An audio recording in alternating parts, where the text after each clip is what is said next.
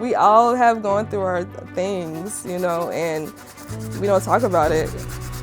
And you'll be surprised who's gone through it and who has still, you know, hasn't healed from it. To me, art is about getting at those feelings that often get tucked away or are dismissed. With artwork, I believe you could paint your emotions. When you make art, a lot of you goes in it. It's your experience, your expertise, your struggles, your community struggles. And I think those are just inherently part of the art that we make. It allows us to open doors to narrative and conversations that may be hard to have. Art does that. You have this hidden underpainting behind the top painting, and when people buy it, they never see that this is like 7 layers in already. I think is really kind of part of who we are as humans.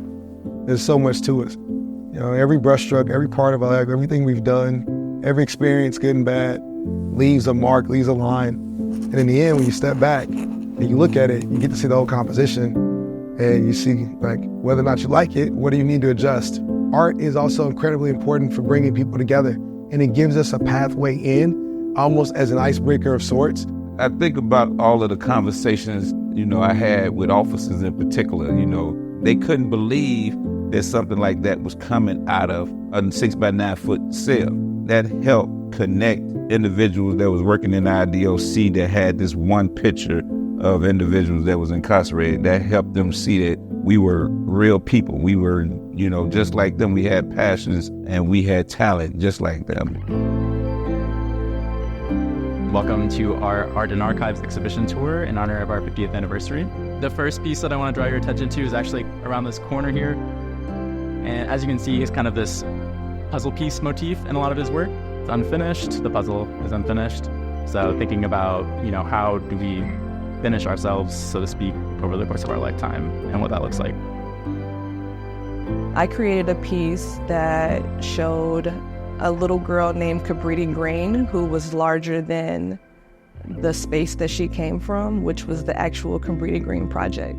And I believe that CGLA could really help to encourage people to grow bigger than those experiences, to see the world, even if it is from the rooftop of a Cabrini Green project building. The work of an artist oftentimes is to use story, narrative, color, form, and composition to break down barriers. And that's the work of CGLA, using legal services and wraparound supports to break down barriers. My pieces are always of families, of people of color, of young people. They're bright and vibrant because I want to tell stories of hope and inspiration and liberation. For my work with CGLA, it was important to be able to showcase that this work does lead to a hopeful place, and hope is a huge part of what CGLA does. Art does help to tell a story. And I know, based off of this experience of producing this exhibition, that it did help to change perspectives. And one of the things that we really wanted to do is, through the art, create opportunities to have conversation, to unpack these experiences and to unpack these stories in a way that was a source and a site for connection. There is more opportunity for us to share space with one another and to really truly learn and grow from one another. We can do amazing things that inspire folks into action.